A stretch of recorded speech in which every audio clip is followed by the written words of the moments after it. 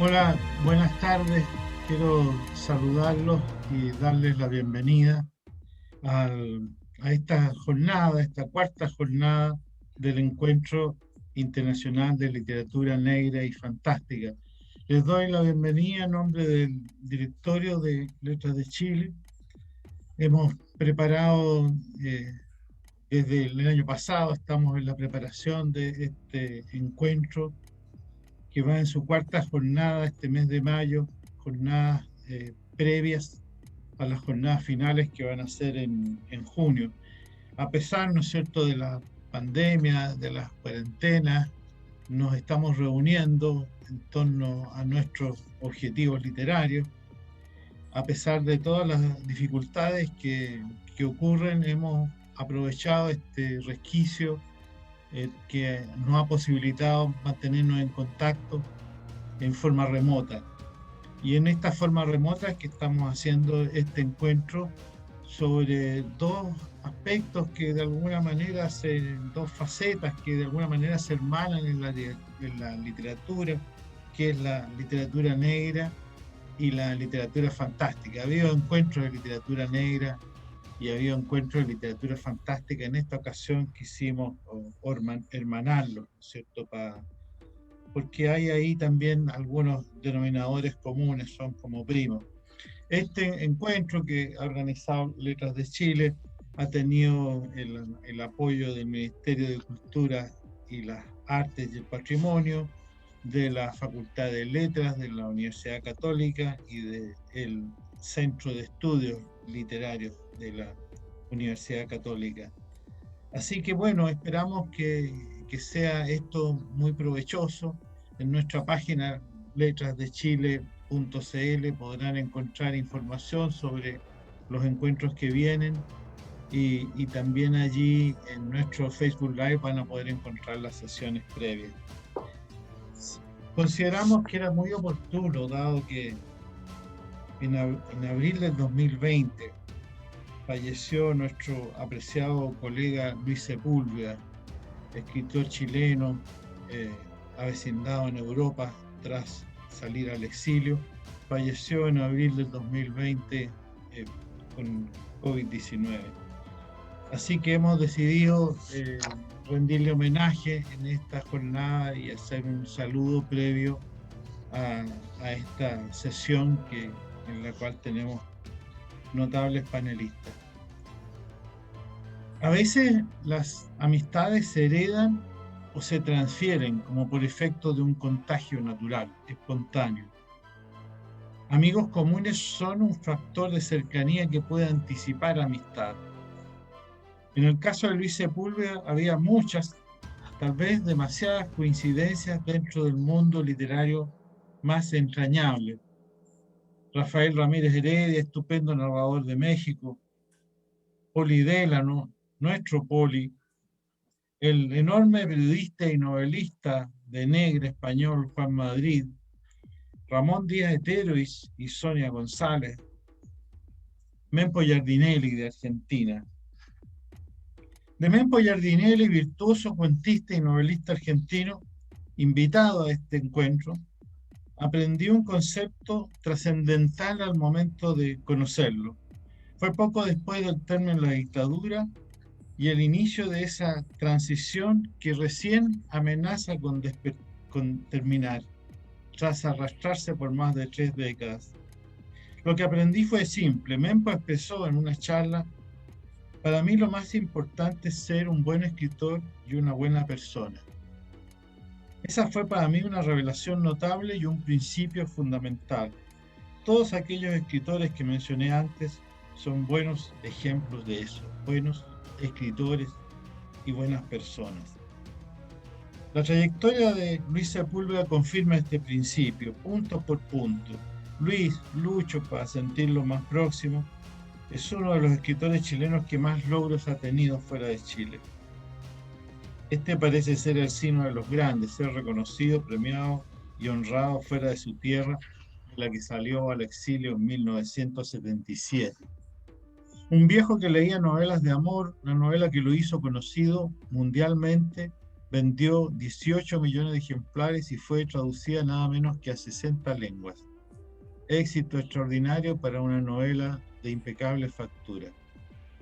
Nombre de torero. Diario de un killer sentimental.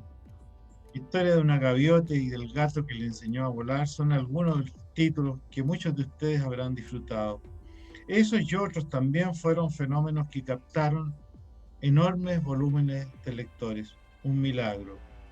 Su obra es muy amplia y aborda con eficacia el periodismo, el cine y la reflexión política. Fue un privilegio conocerlo y compartir conversaciones. Era sencillo, divertido, gran contador de historias y de chistes y sobre todo provisto de una gran humanidad y una fraternidad desbordada, aquello que tiene que ver con ser buena persona. Muchos escritores chilenos y de todo el mundo visitaron Gijón, el puerto asturiano donde Lucho se avecindó con su compañera, la poeta Carmen Yáñez. Impulsaba un salón literario en Gijón. Fue un anfitrión generoso, siempre dispuesto a brindar reconocimiento y apoyo a sus colegas. Luis Sepúlveda, por encima de su considerable nivel de actividad, siempre estaba preocupado de Chile, se informaba, escribía crónicas y artículos, apoyaba causas populares, colaboraba de manera permanente con Le Monde Diplomatique, el periódico libertario, cuya versión chilena dirige Víctor Hugo de la Fuente, gran amigo de nuestro escritor. Por eso es que estoy seguro de que Luis habría participado activamente en este encuentro y lo habría hecho con alegría, con buen humor, compartiendo sus historias geniales y sus chistes desopilantes para acabar en una carcajada plena de vida. Por eso queremos rendirle homenaje a quien está destinado a la inmortalidad sin habérselo propuesto, sin haberse tomado en serio los honores que se le rindieron. Dedicamos este encuentro a sus recuerdos fraternos, a su obra rica y amplia y a su devoción por los sueños de construir una mejor humanidad. Buen escritor y buena persona, las dos bondades esenciales. Honor y gloria a Luis Sepúlveda. Ese es el saludo y le paso la bendición a Eduardo Contreras. Muchas gracias, Diego. Muy merecido homenaje a Luis Sepúlveda, que por cierto incursionó también en el género policial. Vamos a dar inicio a esta sesión sobre el género negro y su interacción con cine, televisión, cómics, presentando al excelente panel que vamos a tener hoy. Voy a comenzar por Gregory Cohen, que Gregory estudió en la Facultad de Ingeniería de la Universidad de Chile y también en la Facultad de Ciencias de esa misma universidad, y en esa época tempranamente apareció su vocación por la cultura y las artes, primero en el grupo de teatro universitario El Teniente Bello, ahí lo vi yo por primera vez, y después de eso se ha dedicado a ser escritor, director, guionista, actor.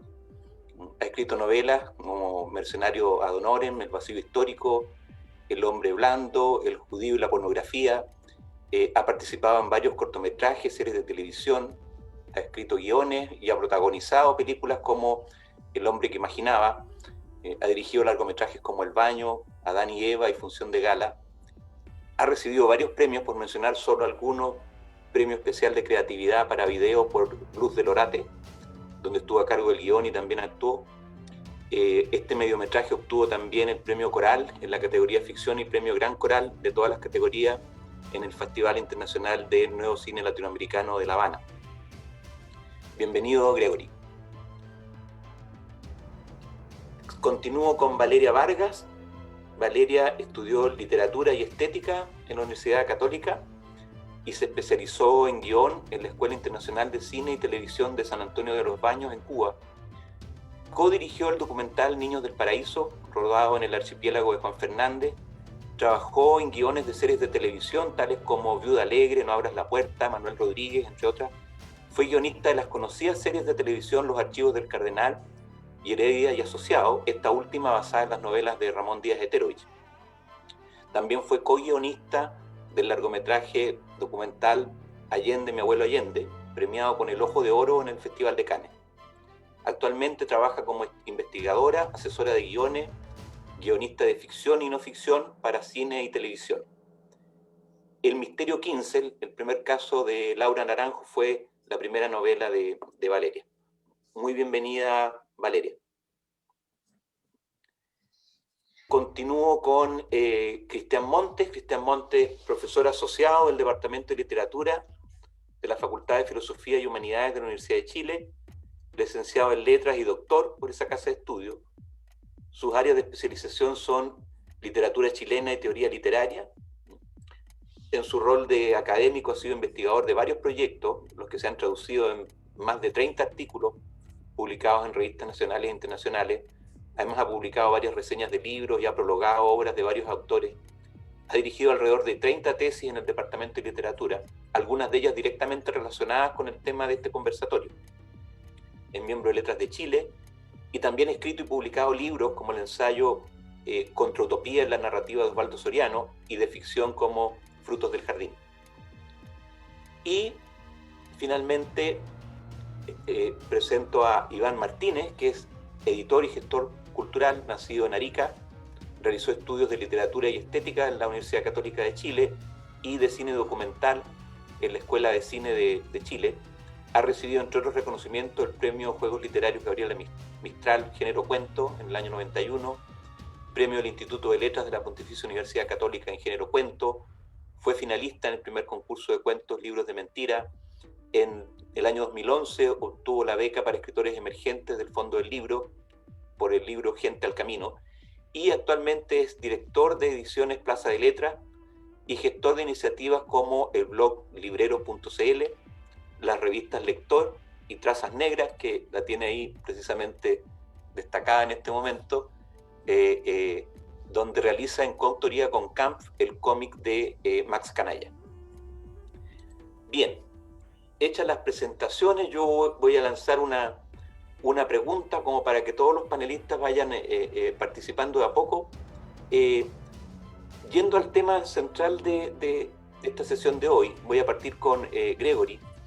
Gregory, en la interacción entre literatura y cine, tú has estado en los dos lados. Eres escritor, guionista, director. Te quiero pedir que nos cuentes un poco de ese proceso. Cómo pasar, por ejemplo, de novela o cuento al cine. Cómo ves el tema de la adaptación de obras literarias al cine en particular. Gracias, Eduardo, muchas gracias por la invitación.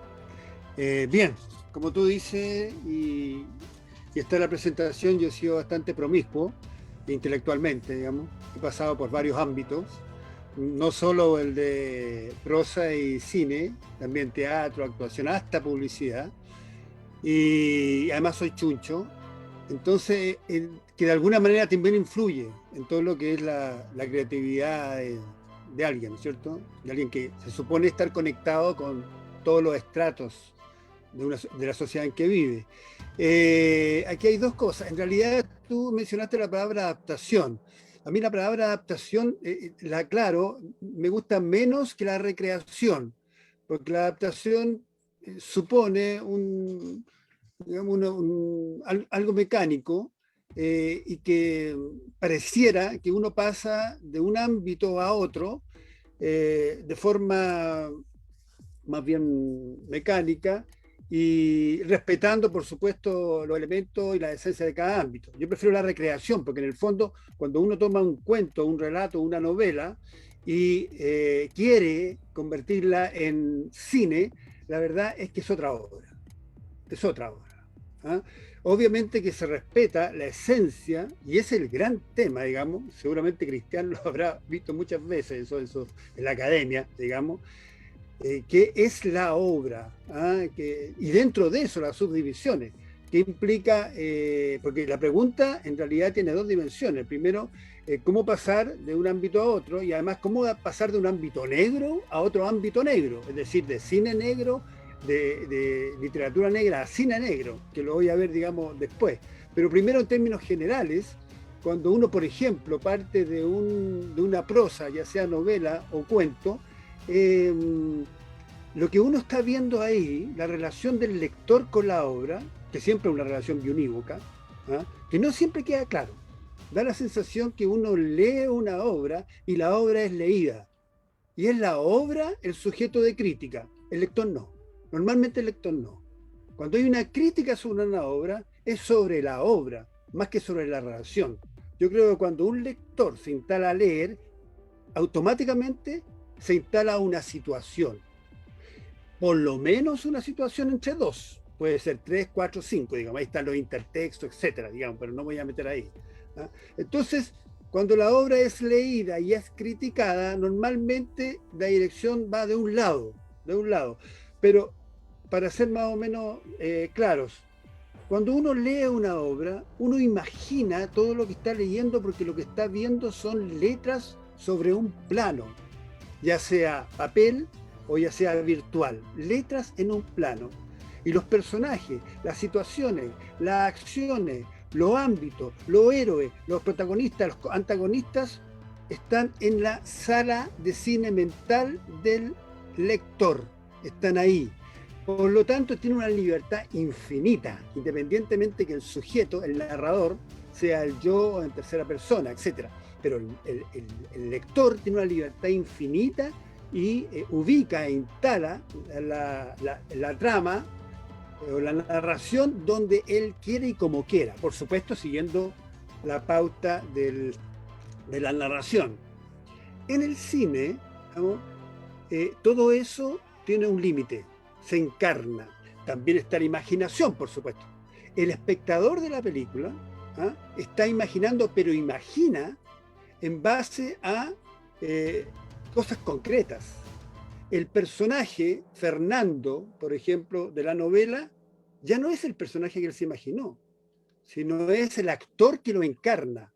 Y a partir de eso, por supuesto, nuestro espectador sigue imaginando. Entonces aquí está el gran dilema. Cuando la obra cinematográfica realmente responde a lo que propone la novela. Y por supuesto está el juicio previo, para no decir prejuicio, del espectador que ha leído un libro, se ha fascinado con el libro y va a ver la película a ver qué pasa, ¿ya? Hemos escuchado muchas veces decir que la película no es como el libro. Y también hemos dicho este cliché de que es más posible encontrar buenas películas a partir de novelas deficientes. ¿Ah? Eso me imagino que tiene que ver con que hay novelas que tienen una propuesta a nivel de lenguaje, a nivel de especulación del narrador, que sobrepasan la posibilidad de llevarla al cine. Aparentemente la sobrepasan. ¿Ah? Pero sin embargo, todo esto es relativo. O sea, un director que logra captar la esencia de la obra y del lenguaje. Para mí la literatura es especulación fundamentalmente. O sea, la literatura para mí no es solo contar o narrar una buena historia y utilizar el lenguaje como en forma utilitaria, como un vehículo, ¿ya? Que también se pueden lograr muy buenas novelas y algo así. Yo siento que el narrador debe estar permanentemente especulando.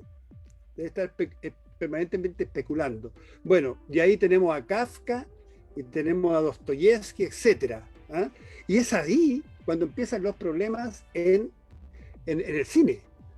¿Cómo poder esa energía rescatarla y llevarla al cine? No es fácil. Normalmente el director del cine se siente más cómodo cuando la historia está clara. Ahora, hay algunos salvavidas, algunos mecanismos, algunos tips que son importantes. Si la novela o el relato tiene diálogos, bueno, eso es una buena pista para el director. Los diálogos. Porque en los diálogos es una buena señal reveladora de cómo, de alguna manera, se construye la otra parte, la instancia del diálogo. Y según eso se puede seguir la pista. ¿Ah? El diálogo es una buena señal, en términos de su factura, en términos de la construcción de la frase, en términos del tiempo también, porque el tiempo en literatura es distinto al tiempo en cine. Y lo otro es que el cine es implacable. El cine es implacable. Todo en el cine se narra. Entonces, eso es muy importante porque al decir que todo se narra, quiere decir que hay un tirano. Hay un tirano que no se ve, pero que se nota por sus efectos, que es la cámara. Es la cámara. La cámara está ahí con su plano, con su ángulo de cámara, con su desplazamiento y todo eso. Y necesariamente altera la obra. La altera, por supuesto. Por eso que yo digo que es otra creación. Y ese tirano que no se ve, que es materia oscura en el fondo, es materia oscura porque sabemos sus efectos, no se ven, ¿ah? El director tiene que poder rescatar esa esencia de la obra literaria y poder plasmarla en el cine sin tratar, esa es otra cosa, sin tratar de invadir y de apropiarse de la obra para su propio objetivo, digamos, sino que al mismo tiempo que crea una obra, ser solidario con la esencia de la novela, por así decirlo, ¿ah? Y no cambiarla. Por ejemplo, hay ejemplos, por ejemplo, el túnel, que hay una versión de Klimovsky, de León Klimovsky, los años 50, ¿ah? Intenta de alguna manera rescatar ciertas cosas del personaje Juan Pablo Castel, ¿ya? Y en términos del encierro, en términos de los interiores, ¿ya? Pero lo que pasa es que parte con un Juan Pablo Castel ya desde la afección psiquiátrica, desde la disfunción, ¿ah? Ya atendido por la primera escena, ya atendido en el hospital, ya ha cometido el crimen y está delirando. Por lo tanto, al ser implacable el cine, ¿ah? En el espectador queda sellado desde ya la personalidad, por lo menos decir, alocada de Juan Pablo Castel. Y es difícil que se desmienta en el resto de la película. Es difícil. De hecho, de repente tiene arranques muy fuertes, y de ahí, cuando él empieza a relatar a los doctores cómo partió esto de su asesinato de María Iribarren, entonces, entonces ahí empezamos a ver Juan Pablo Castel, digamos, normal, pero lo vemos también histérico, y una vez que la conoce a María, sigue con una obsesión demasiado explícita. Y eso hace, obviamente, que la versión de Klimovsky sea la versión de él, pero se va perdiendo lo que es la energía del lenguaje, la prosa, aquello inasible que tiene Sabat, que obviamente es mucho más que simplemente una afección psiquiátrica, ¿ah? Es existencial. Hay algunas partes, bueno, es físico en estos Sabat, ¿ah? Entonces, hay algunas partes que se le escapa a Klimovsky por tratar de generar una propuesta que se vaya de ahí. Eso para, no sé cuántos minutos tengo, si estoy dentro, Eduardo, o no, cuánto falta. Sí, estás dentro, estamos 15 minutos por ahí. Y voy en los minutos, y voy en 2 minutos, ¿no? Un poquito más. Un poquito más. Ya, entonces, al ser la cámara implacable en el cine, todo narra, tenemos que ir con cuidado, digamos, ¿ah? Y ahí hay elementos típicos del cine, que es el fuera de campo, que es el tiempo, que es la pausa, que es el silencio, y que es también la mirada y los ojos que dicen. En el cine no necesariamente solo la boca habla, todo habla, incluso lo que está fuera de campo, incluso lo que se oculta. Entonces, cuando tú explicitas demasiado, empieza de alguna manera a independizarse o a dañarse el elemento literario, porque el elemento literario tiene, como ya dije, un aditivo que es la imaginación del autor. Además está eso, tú tienes que seducir al autor en su lectura previa, si es que el lector ha leído el libro, ¿cierto? Entonces, eso es el primer tip, los diálogos. Los diálogos son una buena señal para el director, para darse cuenta de cómo conducirse en el mundo del cine, ¿ah? Cómo recrear y hacer otra obra de la obra literaria. Pero de repente hay novelas con muy poco diálogo. Por lo tanto, ahí, ¿cómo se comporta el cine? ¿Ya? Decididamente tiene que el director recoger el concepto, el núcleo. ¿Ya? Los Forajidos, que es la película de los asesinos de Hemingway, ¿ya? Que está inscrito, sí, más directamente dentro del cine negro, ¿no? Bueno, ahí que Robert Siodmak, a todo esto, es una película, digamos, ustedes saben la invasión que hubo en Hollywood de directores que venían del este, Europa del Este, perseguidos por los nazis. Fritz Lang, Siodmak, Frank Bachmann, muchos. Y ahí Siodmak respeta mucho, es un cuento además, hay una cuestión de extensión. Por lo tanto, todo lo que es el tiempo, según Tarkovsky, ¿no es cierto? El cine de esculpir en el tiempo es tremendamente importante. Y ahí obviamente la propuesta escénica, el trabajo de la sombra, esa luz que puncetea a cada rato, que se mete en todos los vericuetos, todo eso está narrando y no necesita diálogo específicamente. La primera escena magistral, sencillamente, cuando están en el bar y los asesinos entran al bar y conversan con los distintos componentes, digamos, el mozo, el que está en la barra, el cocinero. Realmente ahí el tiempo y el diálogo es otra cosa, es otro tema que tenemos que ver. ¿Qué pasa con el diálogo, la transposición del diálogo en literatura a la transposición del diálogo en el cine negro? En el cine negro, el más, digamos, el más amanerado, por así decirlo, tiene un diálogo que es ágil y con un humor, con un guiño, un pimponeo. Recuerdo aquí, por ejemplo, a todo esto el cine negro, bueno, ya lo irá más adelante, digamos, para muchos no es un género, más bien es una energía, es un tono que se mete por todos lados. Y en realidad sí, a mí cuando me hablaron de literatura fantástica siempre me pareció como una redundancia. Porque para mí toda la literatura es fantástica. En el cine negro pasa algo parecido, o la literatura negra. El cine negro en rigor no es considerado un género, y hay hecho películas anteriores al cine negro que ya reflejaban toda la energía del negro.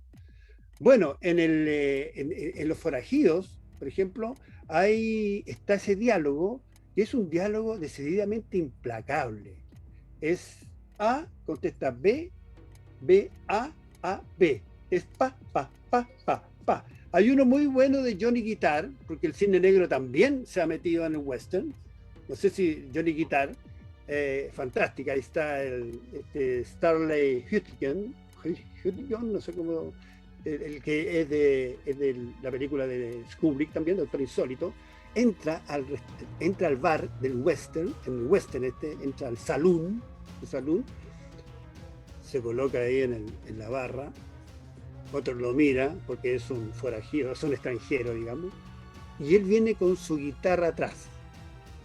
Y el otro tipo que está al lado le dice, ¿cuál es su nombre? What's your name? Johnny Guitar lo queda mirando y le dice, Guitar, Johnny Guitar. Y el otro le dice, that's no name, ese no es su nombre. Y él dice, ¿usted quiere cambiarlo? Do you want to change it? Eso ya genera una situación, un campo de fuerzas tremendo. Porque en realidad el nombre es ridículo, es Juanito Guitarra. ¿Ya? Él se llama Juanito Guitarra, pero vemos a un tipo que viene, que debería llamarse, no sé, Rocky. Se llama Juanito Guitarra. Eso yo creo que uno de los logros del cine negro, aquí precisamente por acá yo tengo el libro, el librito negro, en que es maravilloso porque hay una selección de diálogos del cine negro y es fantástico realmente. Entonces, volviendo a Los Forajidos, Siodmak logra rescatar la esencia de Hemingway, de los asesinos, a través de toda la obra. Y yo creo que más allá de los diálogos, el gran logro de él es transmitir la atmósfera que tiene el cuento por medio de la puesta en escena.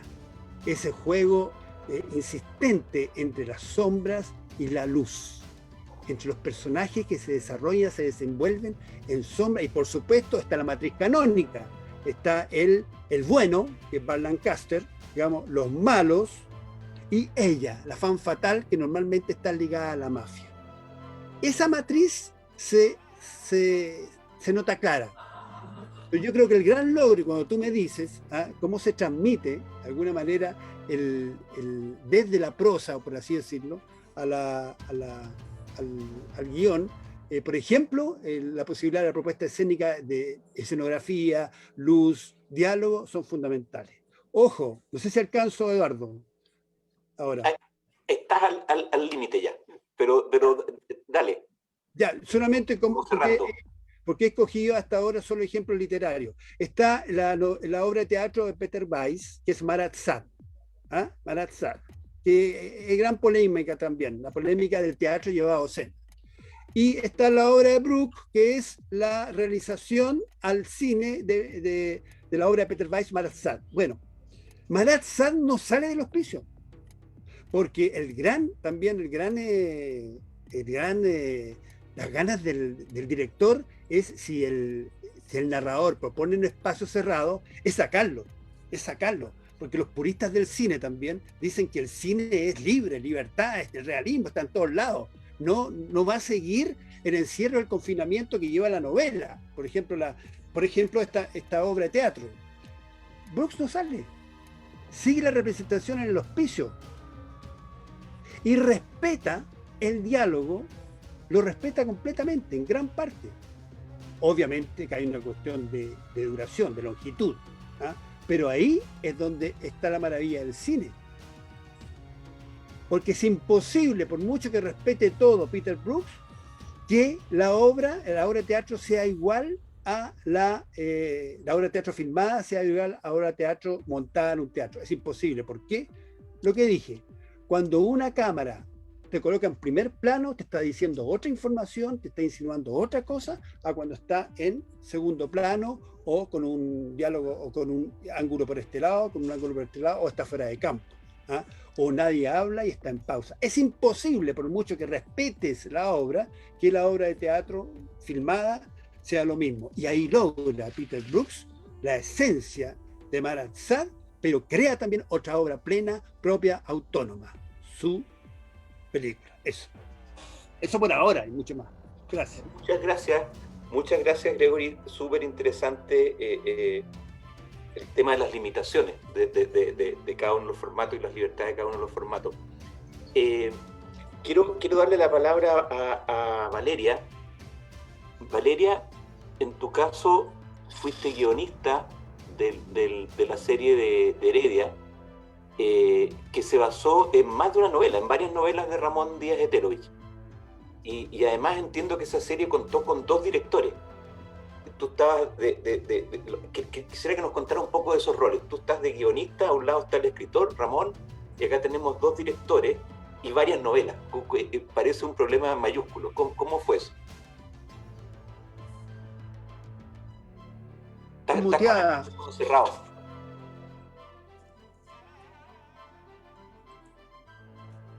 Ahí sí.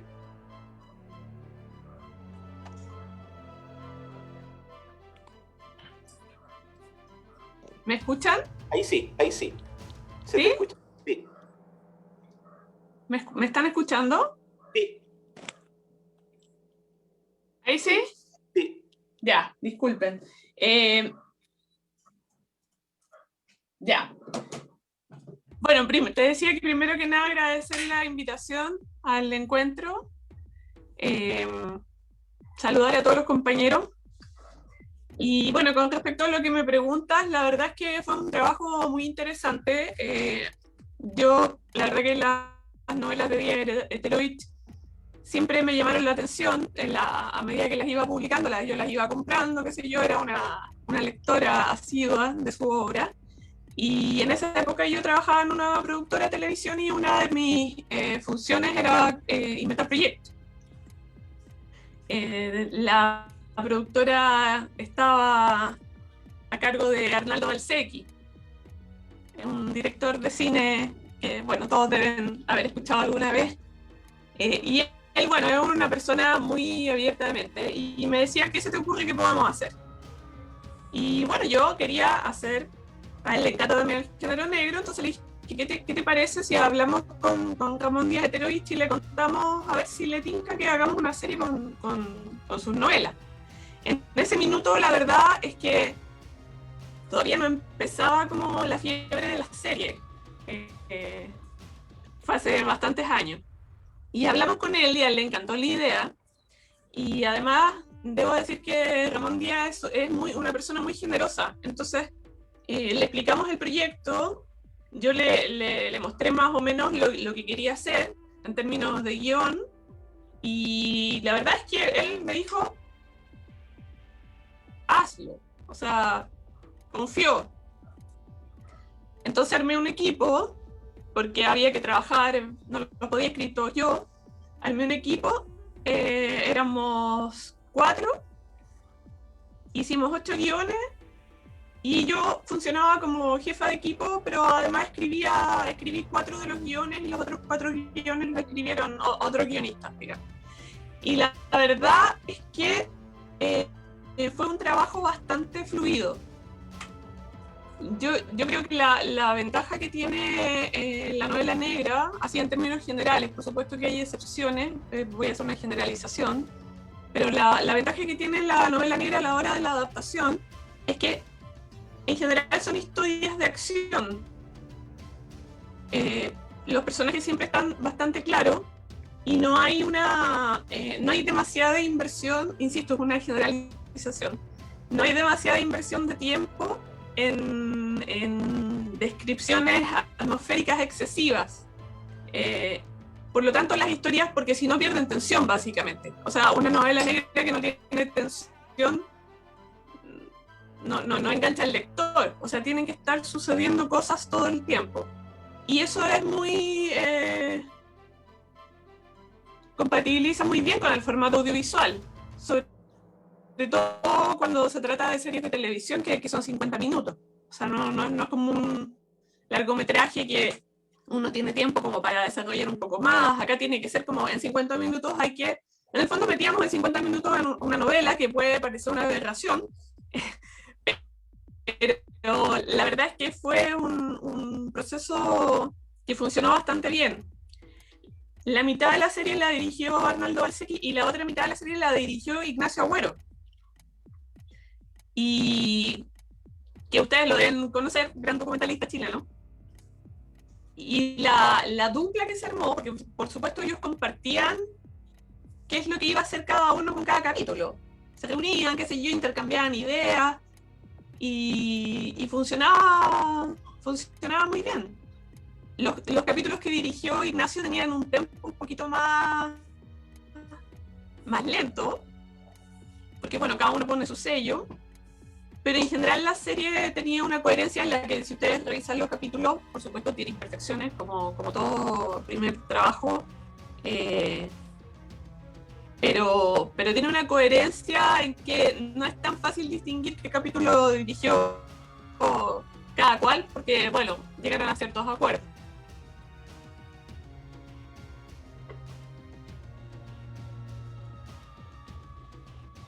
¿Tienes alguna otra pregunta más específica con respecto a eso? ¿O? Te iba a hacer otra pregunta, pero que no tiene que ver directamente con Heredia. En alguna entrevista, me acuerdo que comentaste que te gustaba dentro del género negro, bueno, entre otros, Andrea Camilleri. ¿Qué opinión tienes de la serie de Montalbano versus las novelas?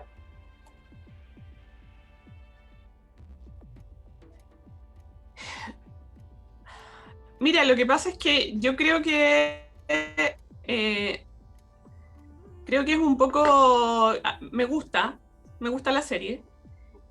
No, en general no le hago exigencias a las películas y a las series que son adaptaciones. Separo un poco lo que decía Gregory, son cosas distintas.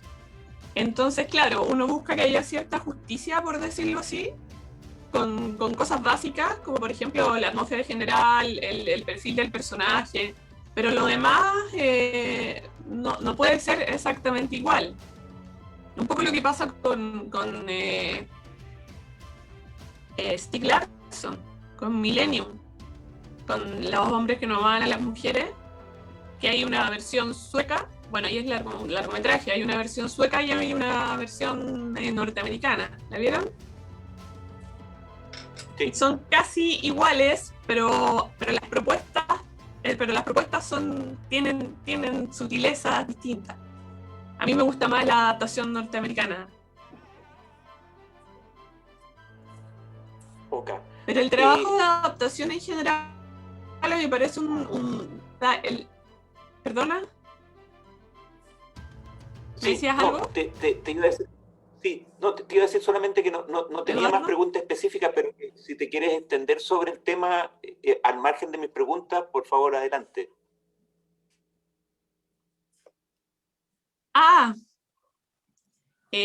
No, a mí me parece que actualmente hay un montón de, la mayoría de las series, de las plataformas de streaming, hay un porcentaje de la serie de las plataformas de streaming que son noir completamente, porque hay un interés muy grande por el espectador.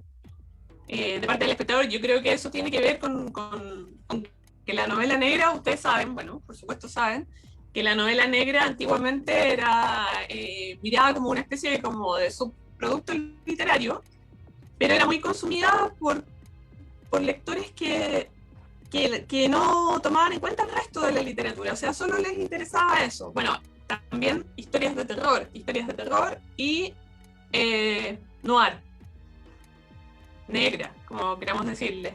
Y a mí me llama la atención porque en las plataformas de streaming pasa un poco lo mismo, o sea, es muy popular ese tipo de producto. Y muchas de ellas son o inspiradas en novelas o incluso usan personajes que están inspirados en personajes literarios, digamos. O sea, la cantidad de versión de Sherlock que tenemos, hay un montón. A veces es solo el personaje, a veces cambia la época. ¿Cómo se llama? Watson es personaje femenino. Sherlock y Watson se aman. O sea, todas las variables que se les puedan ocurrir.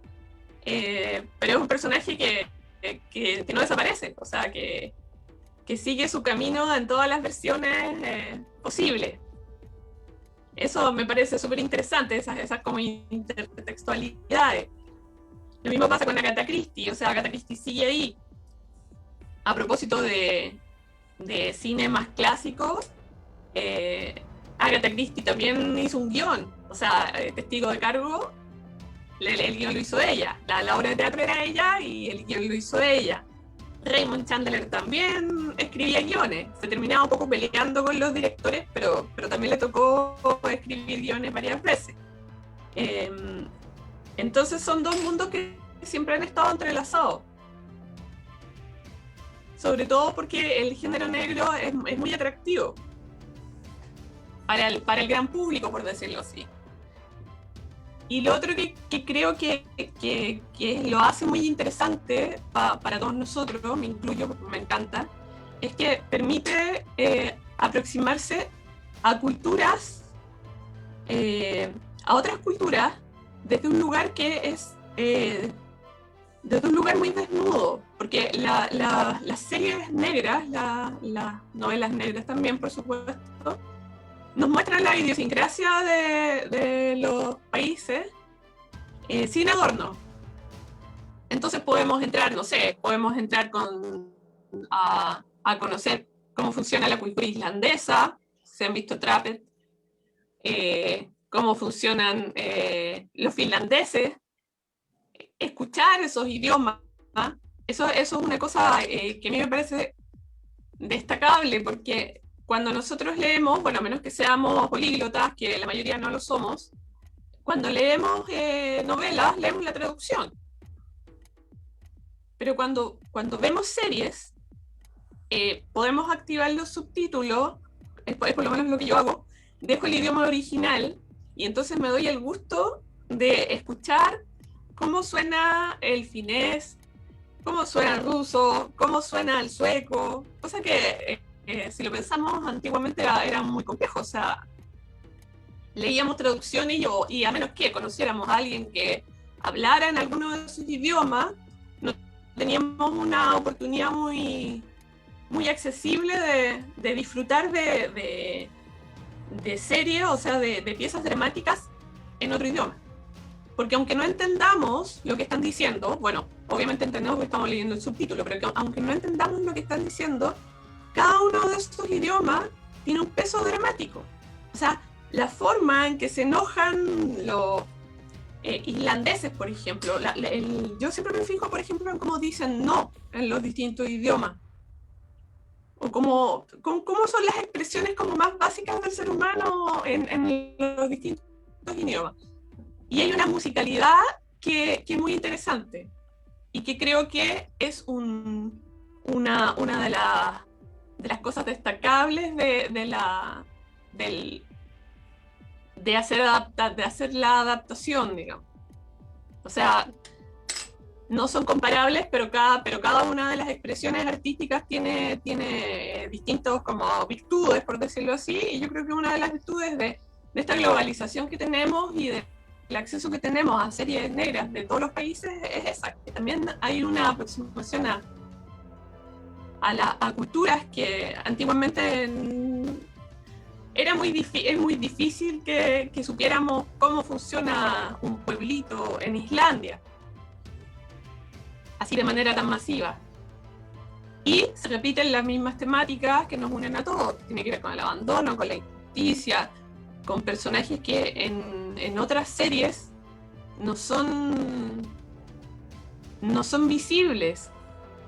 ¿Qué quiero decir con eso? Que en el fondo todos sabemos más o menos cómo funcionan los estereotipos en el cine, en las series. Estoy hablando de series porque es lo que vemos más seguido últimamente. Por ejemplo, el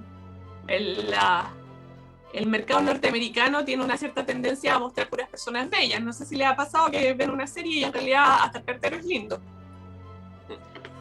Pero en el caso del género negro, hay un esfuerzo, que a mí me parece notable, hay un esfuerzo por hacer casting muy realista. Entonces, aparecen personajes que forman parte de grupos que en otras narraciones son prácticamente invisibilizados. Estoy hablando de los pobres, de los abandonados, de los marginales, de los sin casa, de las prostitutas, de todo lo que aparece en la literatura negra, pero llevado a la pantalla va cobrando un peso distinto. Hay una serie que se llama Criminal, que ahí me parece que sí, es británica, pero hicieron una versión española, una versión francesa, una versión alemana. Y la gracia que tiene, se las recomiendo si no la han visto, la gracia que tiene es que tiene una sola locación. Son interrogatorios policiales. Entonces, es básicamente un trabajo de personaje. Es una locación, que es la sala de interrogatorio, y a través del diálogo es posible llegar a la conclusión del caso. Es puro trabajo de diálogo y es puro trabajo de personaje. No cae en la teatralización, que sería como el peligro, y a mí me parece que es un acierto, porque permite hacer un desarrollo de diálogos que en general en las piezas audiovisuales no hay espacio. No sé, me entusiasmé. No sé si con eso. No, súper bien. Con eso contesto a tu inquietud. Gracias, Valeria. Oye, sí, me sumo a la recomendación de Criminal. Para profundizar. Sí, ¿verdad? Muy buena, muy buena. Quiero darle la palabra a Cristian un poco para motivar y volviendo al tema de cine, literatura, y un poco para motivar la conversa. Me imagino que hay casos que es más, compartiendo con Gregory esto de que es una recreación, hay casos en que esa recreación puede ser más directa. Estoy pensando en El halcón maltés, por ejemplo. El libro y la película como es la misma estructura narrativa. En cambio, en otros casos, saliéndome ahora del género negro, si uno piensa en La insoportable levedad del ser, el libro de Kundera tal como estaba no se podía llevar hacia el cine. O sea, hay todo un cambio en los tiempos, se eliminan los soliloquios, etc. Entonces, hay unos que son más, aparentemente más directamente recreables que otras. Cristian, adelante, por favor. Muchas gracias. Esa es de Philip Kaufman, si mal no recuerdo, ¿no? La insoportable levedad del ser, ¿o no? No, de Kundera, de Milan Kundera. La novela, pero la película de Philip Kaufman. El director... es muy probable. Muy probable, sí. Con Danny DeLuise. Bueno, bueno, muchas gracias por la invitación. Yo voy a ir leyendo un poco algunas líneas que escribí, porque si no me podría dispersar mucho. Y por supuesto que yo creo voy a reiterar algunas cosas de las que dijo Gregory con mucha más propiedad que yo, porque él se dedica es cineasta también. Entonces, pero quiero hablar de algunos problemas. Hablaré de la relación, algunas relaciones entre cine y narrativa. Por ejemplo, el fenómeno de la adaptación de la novela al cine. Ver qué es realmente aceptable, qué no lo es, por qué. Proyectando la reflexión a la novela negra y el cine negro, ejemplificando con la novela de Raymond Chandler, El largo adiós, de 1953, para muchos su mejor novela, y la película basada en dicho libro, El largo adiós, de 1973, dirigida por Robert Altman, para muchos también la mejor película basada en una novela de Chandler, incluso mejor que El halcón maltés y El sueño eterno. Algunas reflexiones sobre el fenómeno de las adaptaciones. Hay dos estupendos trabajos que son clásicos en torno al tema. Uno es Arte y técnica del film de Luigi Chiarini, de 1967 ya, y Cine y literatura, la estructura de la trama, de 1962, de Umberto Eco. Voy a hacer una síntesis de ambos estudios que me parece importante. Según Eco, es evidente que para hablar de las relaciones o analogías entre el cine y la literatura, es necesario distinguir en primer lugar las características específicas, diferenciadoras de estas dos formas de arte. Debe señalarse, por ejemplo, que son dos disciplinas distintas por la materia artística con la que trabajan y la relación de placer que se establece entre el producto estético y el consumidor, tanto a nivel psicológico como sociológico. Se diferencian entonces también por los elementos gramaticales y sintácticos que se derivan de tales factores, puesto que hay una distinción sustancial entre un arte que utiliza palabras, conceptos, y uno que lo hace con imágenes. En el caso de la literatura, el lector es estimulado por un signo lingüístico, recibido bajo una forma sensible, pero consumido a través de una operación compleja de exploración del campo semántico ligado a dicho signo, hasta que, sobre la base del concepto, el signo evoque una suma de imágenes capaces de estimular emotivamente al receptor. Por el contrario, en el caso del estímulo a través de una imagen, el proceso es inverso, y el primer estímulo procede del dato sensible sin racionalizar ni conceptualizar.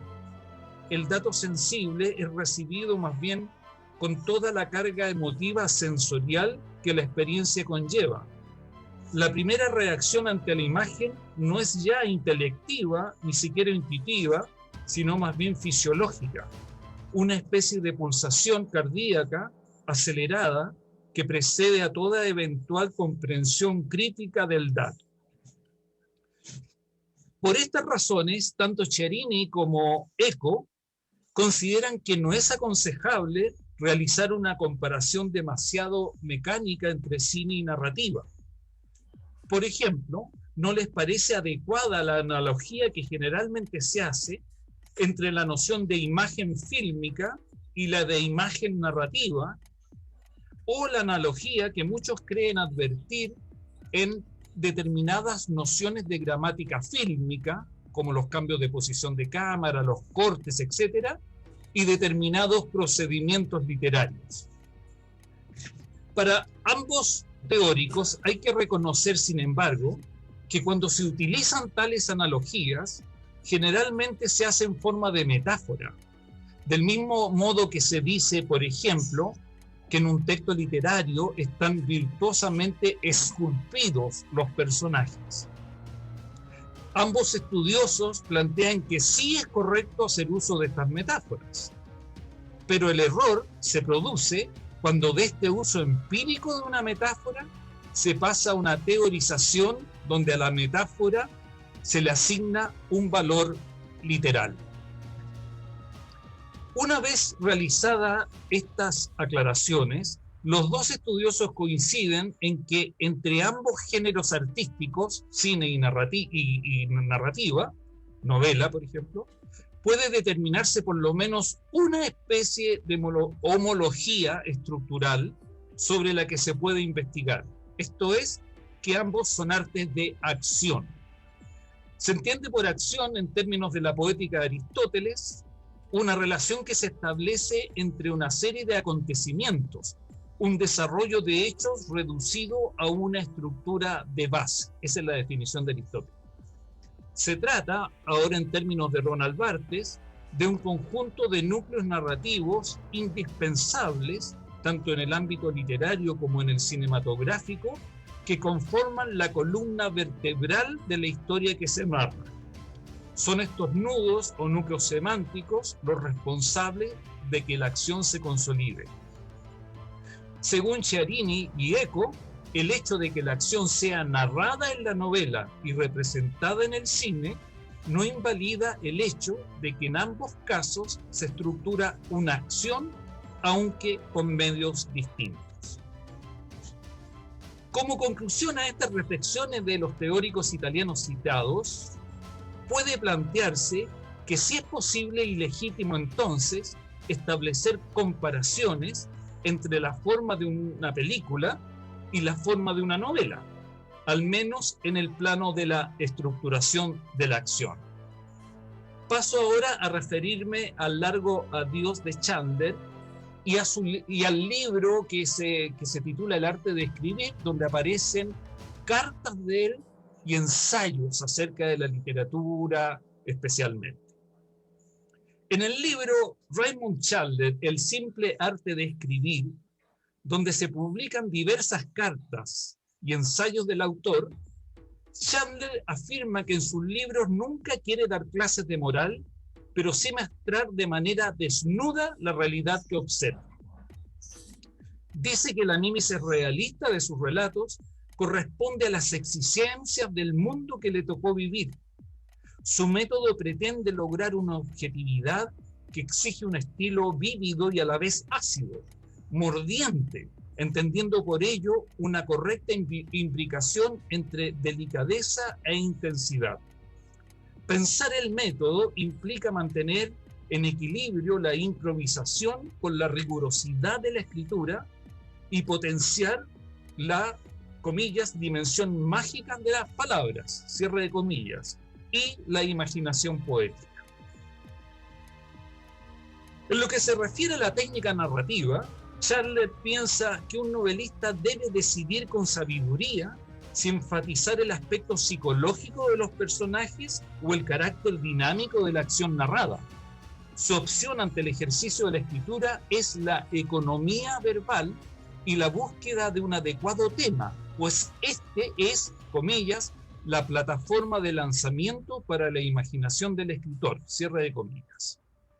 En lo relativo a la visión de mundo desplegada y la dimensión social de la literatura, Chandler postula que la novela es sin duda un arte cuya fuerza y potencia no estriba únicamente en el suspenso alcanzado, sino en la posibilidad de transmitir profundas inquietudes humanas. La meta de una novela no es, en consecuencia, elaborar la solución de un enigma policial, sino alcanzar una auténtica verdad existencial.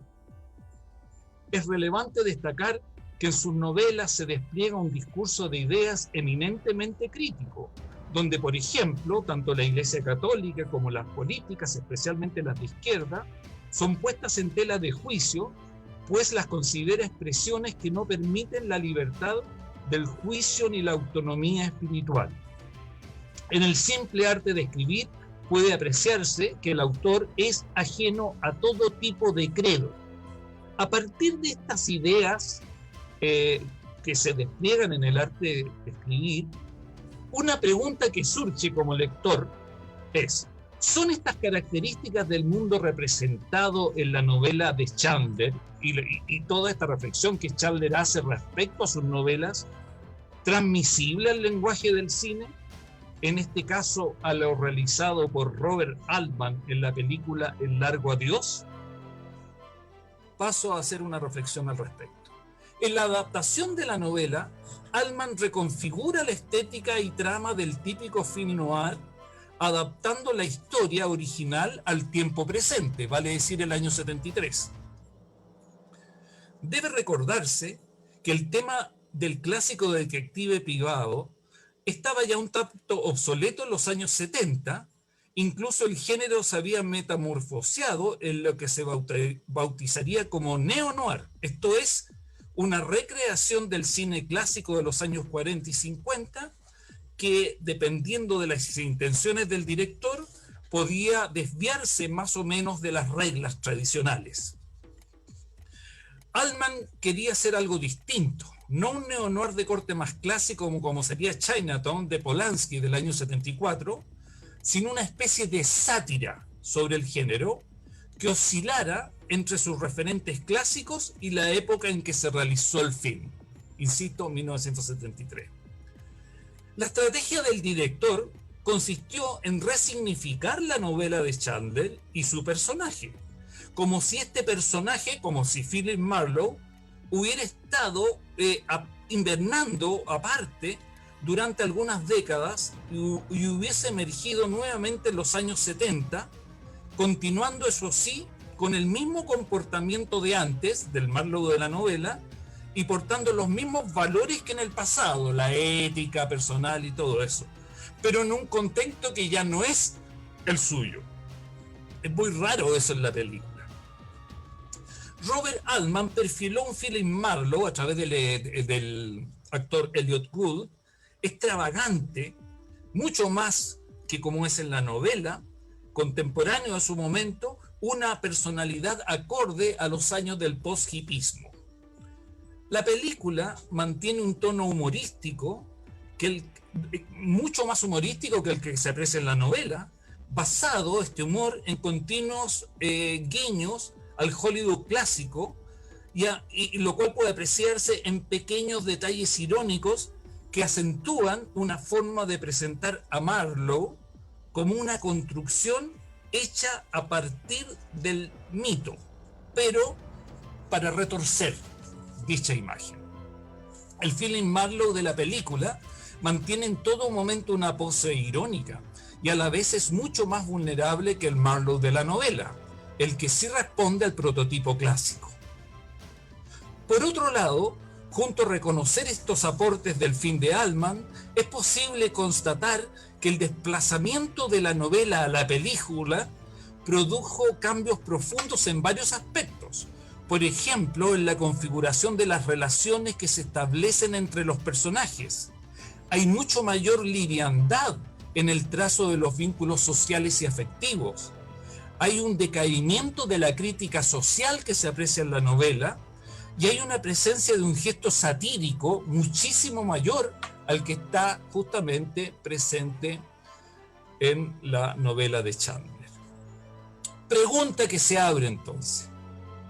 A partir de lo hasta aquí mencionado, ¿es legítimo plantear que hay aspectos sustantivos del mundo representado en la novela de Chandler que están ausentes, es decir, que se han perdido en la adaptación de la película? Igualmente, las características que Chandler observa en sus propias novelas y que fueron sintetizadas en el arte de escribir, tampoco parecen tener una inscripción clara en el espesor semántico de la película de Altman. Pero, y esta es la pregunta de relevancia para los efectos de esta ponencia, ¿es exigible o hasta qué punto es exigible para un cineasta ser fiel a la novela en que se basa su película? Ahora ya voy terminando con el último punto. El problema de la adaptación y el problema de la supuesto problema de la fidelidad a la hora de adaptar una novela al cine. Preguntas que pueden surgir. ¿Para qué adaptar una novela? ¿Qué sentido tiene realizar una adaptación?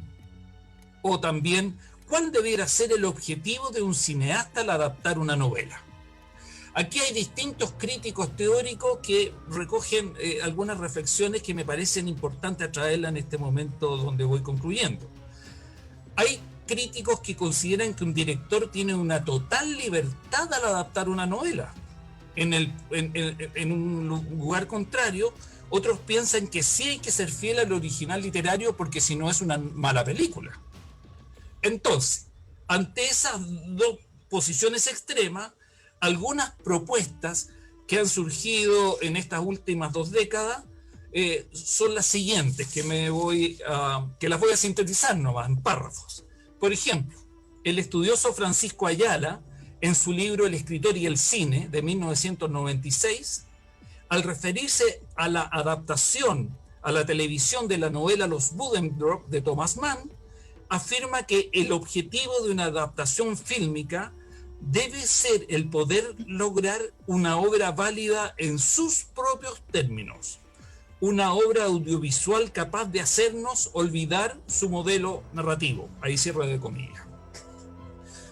Respecto a la eterna discusión acerca de si una película es mejor que la novela o viceversa, Sánchez Noriega, en su libro De la literatura, teoría y análisis de la adaptación del año 2000, Teoría al cine, señala que, comillas, una obra solo será superior al original si muestra una película de mayor nivel estético que la novela cuya historia adaptada, es decir, que el film dentro de la historia del cine ocupe un lugar preeminente o tenga mayor calidad artística que la que posee la novela dentro de la historia de la literatura. Ese es otro de los planteamientos. Un tercer planteamiento es el de Zenel Paz, en su artículo Del cuento al guión, a propósito de la película Fresa y Chocolate del año 2003, este artículo.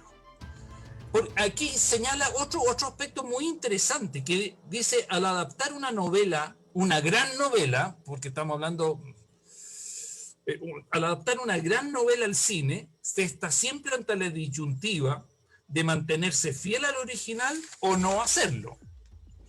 Si el director elige mantenerse fiel a la novela, es muy difícil que logre realizar una buena película, ya que si adapta, por ejemplo, un clásico de la literatura al cine, es porque esa novela posee grandes cualidades literarias, y estas, al ser trasladadas al cine, dejan a veces de ser cualidades y se convierten más bien en un lastre, en auténticos defectos de la película.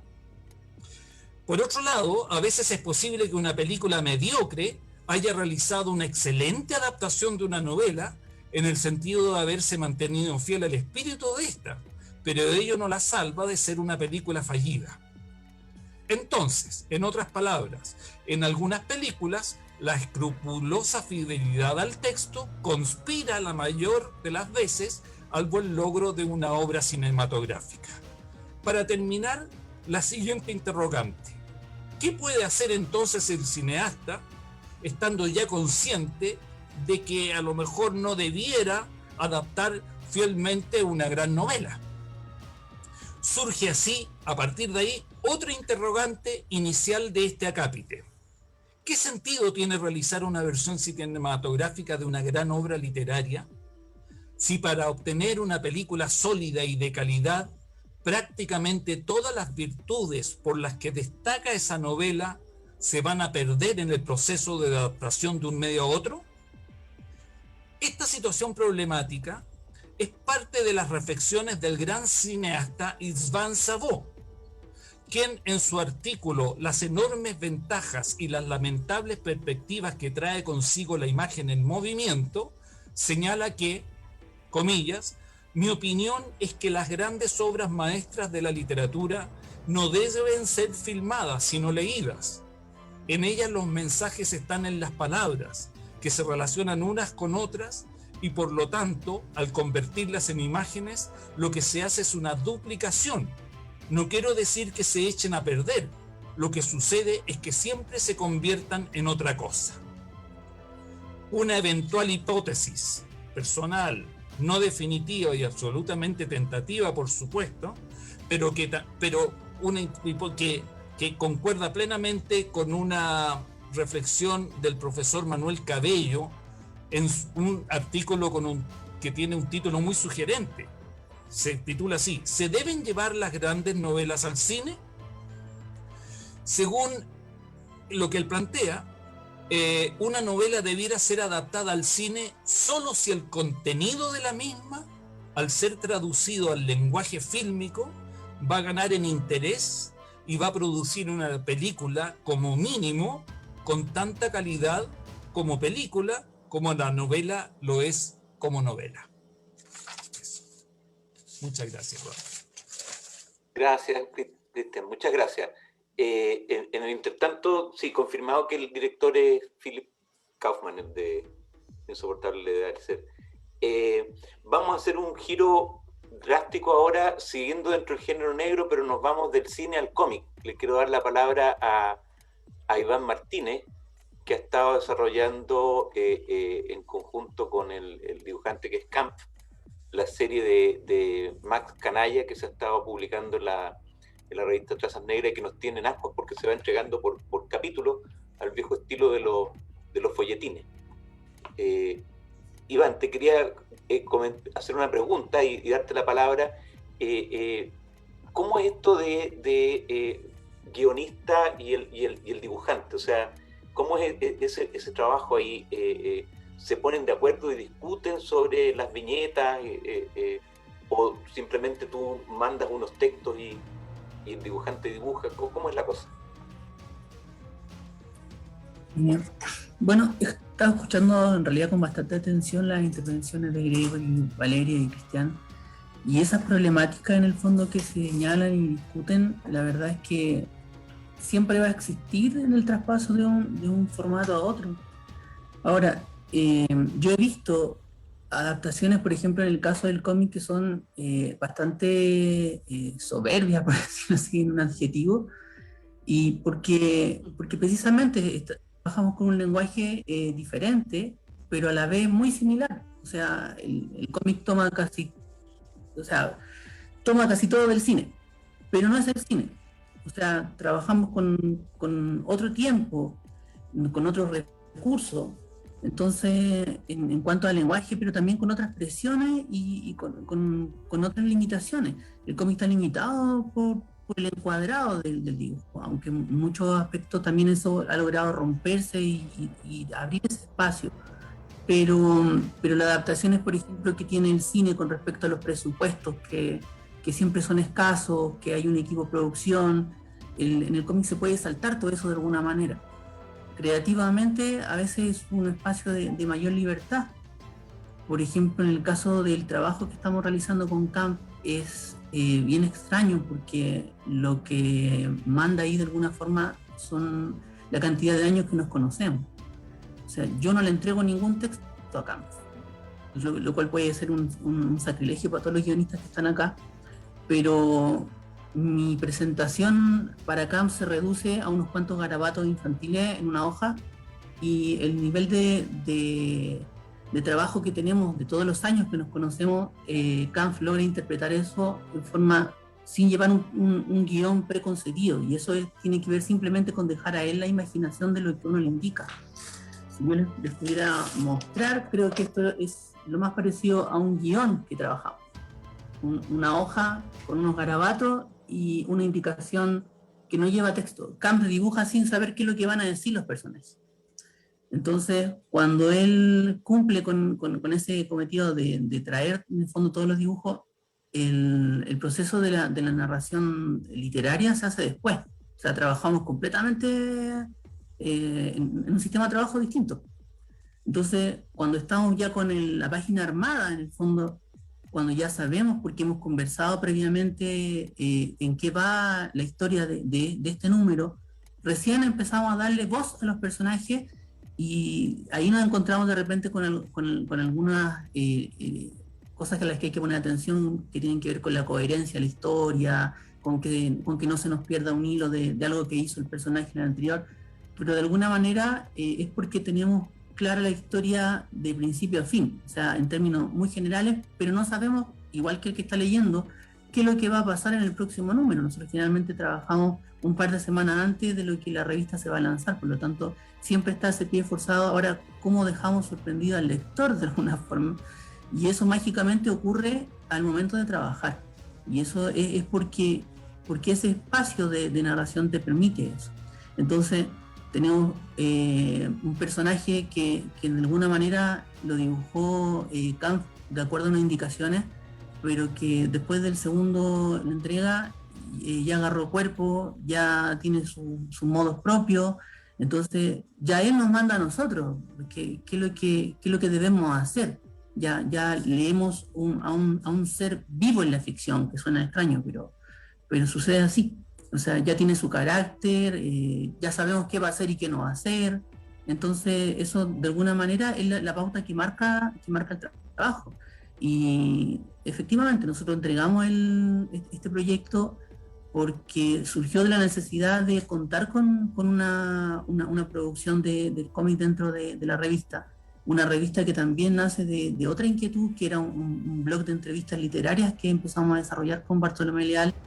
Y a raíz de ese blog nació una compilación de entrevistas en formato de libro, y el formato de libro llevó a este otro en el fondo proyecto, que era una revista que de alguna manera recogiera lo que se estaba produciendo a nivel de literatura negra, policial, fantástica en el país. Una idea que Bartolomé tenía hace bastante tiempo y que se materializó justamente al realizar este libro de entrevistas. Y de ahí, bueno, una cosa lleva a la otra. La revista empezó a crecer en cuanto a contenido. Se hizo la idea de colocar dentro de la revista un cómic que de alguna manera pudiera también complementar la visión del género, y buscando de un poco lo que uno lee, conoce. La revista en sí misma ha sido una verdadera escuela para la gente que no tiene idea de nada del género.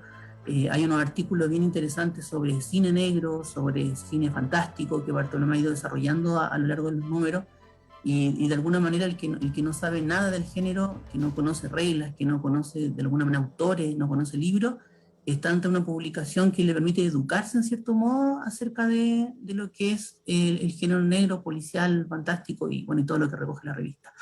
Pero efectivamente hay limitaciones en cuanto a lo que se quiere contar. De repente quisiéramos, no sé, tal vez escena, pero siempre no está topado o por el tiempo o porque el dibujante en realidad tiene otras cosas que hacer, no vive de esto. Entonces, cada formato yo creo que tiene sus propias problemáticas, pero aún así hay aquí en Chile una producción de género negro en el cómic. Está la adaptación de Heredia, de Ramón.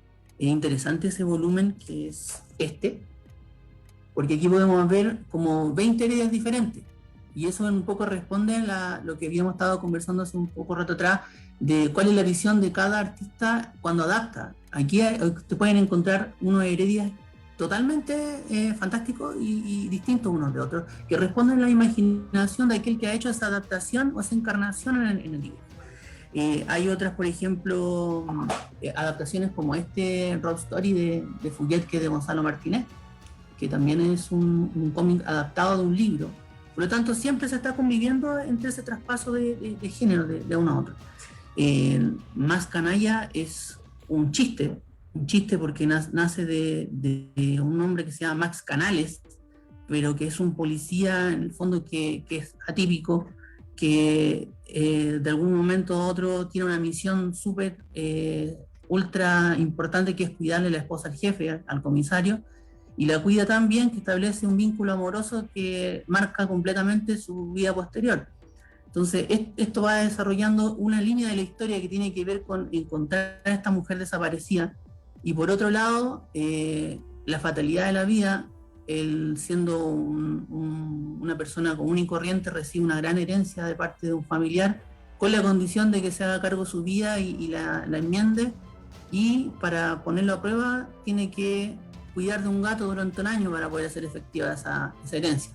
Un poco un chiste, un poco un desacato en realidad a ciertas convenciones de género. Él abandona el gato el primer día que lo recibe, sin saber que eso era en el fondo la clave de su herencia. Por lo tanto, se va enfrentando a distintas dilemas que lo van enredando en ciertos comportamientos recurrentes, autodestructivos, pero un hombre de buenos sentimientos, que buena gente, que quiere hacer lo correcto, pero no es tan correcto, y eso le llaman en el fondo el apelativo de canalla, así lo conocen. Entonces, la historia en el fondo es un viaje personal de este que no es detective, porque nuestra realidad no permite tener detectives privados. Es un hombre que tiene una moral un tanto extraña, porque siendo formado en una institución policial rigurosa, sale de esa institución por estos poco convencionales comportamientos, pero además porta un arma que le regala un narco, que es su secreto y su salvavidas en el caso de tener problemas. Entonces acepta ciertas cosas relativas, y que un poco una crítica a todo lo que aceptamos hoy día en la vida moderna, que a veces cuando nos conviene sí, cuando no nos conviene no. Entonces se de alguna manera se defiende de la sociedad, participa, la sociedad critica, la sociedad está inmerso en ese espacio de definirse también qué es lo correcto o lo no correcto.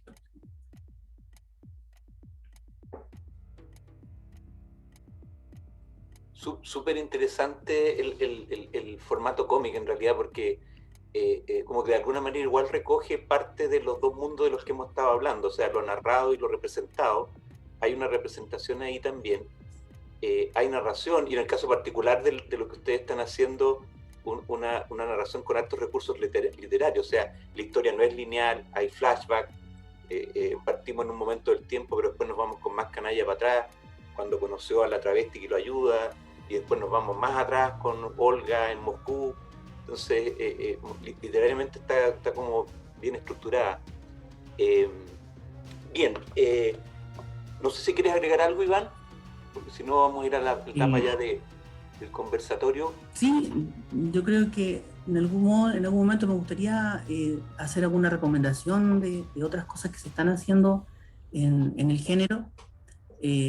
Me gustaría mencionar, por ejemplo, a Gonzalo Yanedel, que él ha realizado una serie que se llama El Viudo, que lleva ya como 2 números y va a salir uno nuevo este año, que ese es noir puro, con las reglas, con el negro-blanco que corresponde en realidad al noir, que ese es otro tema, que es un lenguaje que es del cine, que hay autores que en el cómic lo trabajan magistralmente, y esa es su forma de comunicación. Entonces aquí es como para todo en realidad. Hay harto que buscar, al que le gusta el género lo puede encontrar aquí, producción nacional.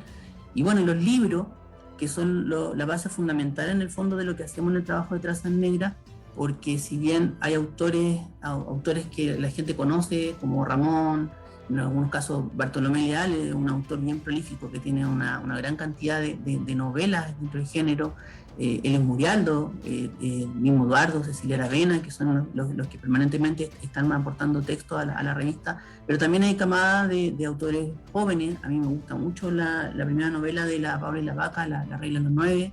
Está Cristóbal Sotomayor, que publicó hace un año atrás también una novela de género, Julia Guzmán, que también participa dentro de Trazas Negras, Juan Ignacio Colil. Entonces hay hartos autores para descubrir, y justamente este es un género que llama la atención, es un género que gusta, y lamentablemente en algunas partes, por ejemplo, se desmerece un poco porque no se comprende tal vez en cabalidad el género. Pero efectivamente hay gente que pasa del cine, que entra al género por el cine, viendo El Halcón Maltés, viendo Casablanca, viendo Laura, entra por ahí y no entra directamente por la novela. Entonces también es interesante saber por dónde ese espectador o ese lector llega al género. Yo llegué al género por una cuestión bien extraña. Si hay algo voy a rescatar de la dictadura, era esto que pasó en los 80, que era una colección del Diario de la Nación. Y esta pequeña colección trajo autores universales como Agatha Christie, como Ellery Quinn, Simenon. El verdadero asesinato de estos libros era el formato, porque aquí en el fondo estaban resumidos y en estas pequeñas batallitas. Ese era el verdadero crimen, hacer tira a los libros.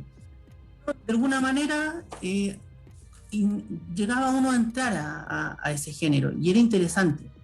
Entonces de ahí obviamente uno va leyendo y todas esas referencias que tú dices en el fondo vienen de ese bagaje, de esa incorporación inconsciente que uno va haciendo y que después en el fondo la lleva a contar la misma historia de siempre que nos gusta que nos cuenten, pero desde una mirada, una perspectiva que es más contemporánea y que tiene que ver con la realidad con la que uno vive, que es la que convive. Gracias, Iván. Bien, estamos en la hora, pero podemos hacer una última ronda de participación para todo lo que sienten ustedes que a lo mejor se les quedó en el tintero y que no alcanzaron a expresar. Si quieren vamos en el mismo orden, Gregory, después Valeria.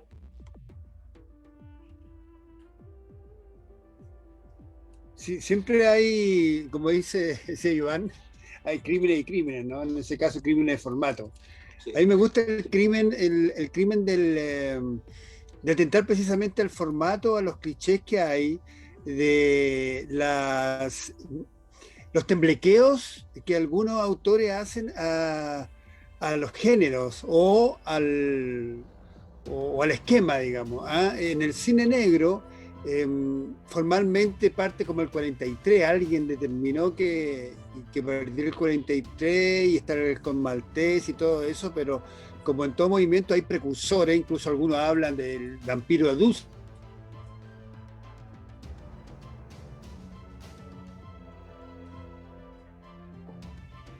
Se quedó... Se cayó la conexión con Gregory. Hablando de M el vampiro. Gregory, se cayó tu conexión, ahora estás sin micrófono. Tienes que conectar el micrófono de nuevo.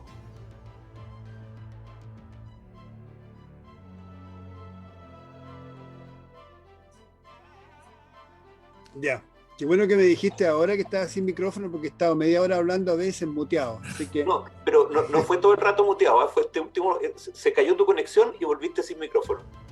Ya, muy bien. Bueno, el asesinato de los formatos.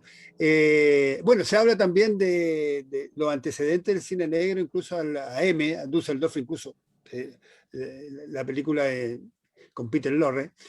Y también hay otros en los años 40 que también se habla como esto de negro no es tanto un género.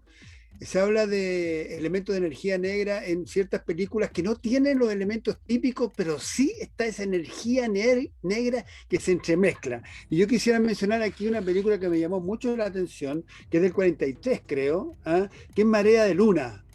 Marea de Luna, que partió haciéndolo Archie Mayo y lo terminó haciendo Fritz Lang. Esta es una película en que, curiosamente, una coproducción está Jean Gabin, que es estrella francesa, y la Ida Lupino. La Ida Lupino, que además de actriz, fue en realidad una mujer ya precursora del feminismo en términos de lo que era Hollywood, el cine, porque ella no solo fue actriz, sino que fue después guionista y directora, con temas bien interesantes. La Ida Lupino realmente los feministas debieran rescatarla en toda su dimensión.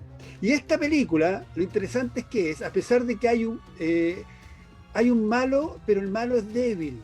Y el malo es contradictorio, y el malo es dependiente efectivamente, que lo hace John Mitchell, el papá de Vivian Leigh en Lo que el viento se llevó. Y todos los demás son casi buenos, son casi todos buenos. Eso es interesante, y de todas maneras hay una energía de cine negro ahí. Hasta el asiático, el chino es bueno, es simpático, facilita las cosas al protagonista, digamos, que es Jean Gabin. Jean Gabin obviamente se empieza a ligar afectivamente a Ida Lupino, que es una mujer que se quiere suicidar. Y todo el resto de las personas que aparecen por ahí, hasta el barman, otro amigo que además se hace amigo ahí, en ese momento, son casi todos buenas personas y lo apoyan, salvo este malo que es débil. Entonces es interesante, cuando estábamos hablando de la transposición de lo literario al cine, yo sentí que en esa película había mucho literario. Ahora, la pregunta, no sé si tiene una resolución, una respuesta. ¿Por qué sentí yo que tenía mucho de literario? Porque había algo de inasible y tal vez porque se estaba intentando quebrar un modelo que todavía no existía formalmente, que era la novela negra. Entonces me interesan aquellas películas díscolas sin quererla, digamos. Simplemente van, emergen y surgen. Pero es interesante que de alguna manera en Hollywood o Neo-Hollywood hayan aparecido estas películas que se salen un poquito del sistema, se salen y proponen algo y funciona. Funciona cuando decía Cristian, la obra en sí misma, la propuesta en sí misma. Yo no sé si esto es un guión original o de una novela. Lo cierto es que esta película, que intenta, digamos, ir por otros caminos, al bueno, al malo, al mafioso, al criminal, al enigma, al detective, logra en sí, dentro de esa energía negra, funcionar. Eso quería decir. Muchas gracias, Gregory. Valeria, ¿quieres redondear algo que se te haya quedado ahí de tu intervención anterior? Sí, me gustaría hacer un breve comentario con respecto a... ¿Me escuchas? Sí. ¿Me escuchas? Sí. ¿Eduardo? Sí, se escucha. ¿Me escuchas? Sí. ¿Sí? Sí. Sí. Ah, sí. ya. Ok. Quería... Ok, gracias. Quería referirme han estado todos haciendo observaciones con respecto a qué significa adaptar y cuáles son como se escuchó por ahí algún tipo de aseveración con respecto a que si valía la pena hacer una adaptación o no hacer una adaptación. La verdad que son temas súper interesantes en el ámbito académico, pero lo cierto es que para el espectador común, digamos, con común me refiero a cualquiera de nosotros cuando se sienta frente al televisor para que le cuenten una historia, la producción audiovisual noir respeta los mismos códigos, usa los mismos códigos que usa la literatura noir. O sea, es una expresión artística diferente, pero no me parece que sea necesario compararlas en términos de mejor o peor. O sea, compararlas en términos de que es un tema atractivo, de que se pueden sacar conclusiones, de que hay muchos libros al respecto, estoy de acuerdo.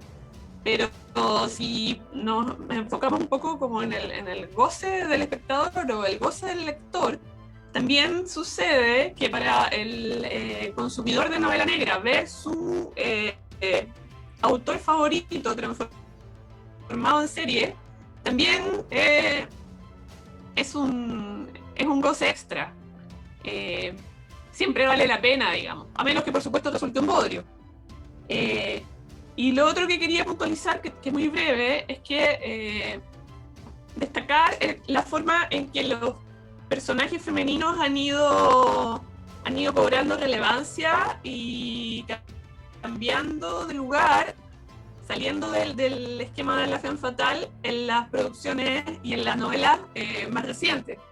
O sea, voy a poner un solo ejemplo, The Killing,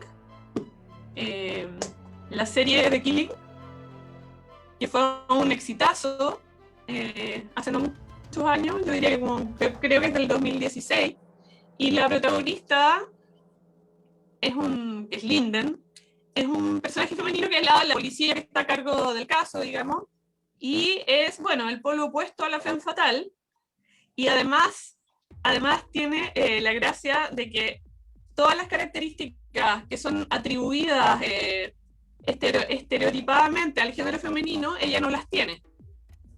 O sea, no le interesa cómo se ve, no le interesa lo que opinan de ella.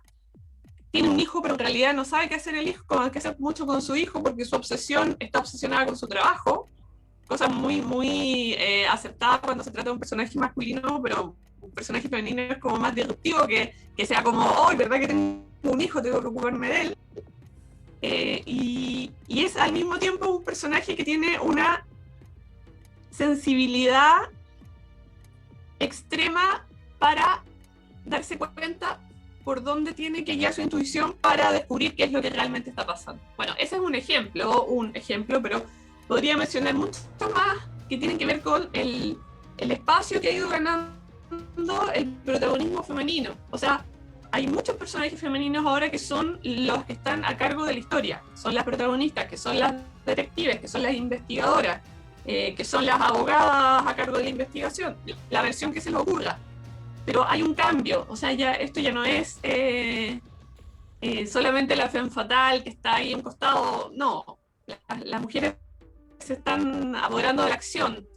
Y eso me parece muy interesante y me parece que es muy atractivo para el público también.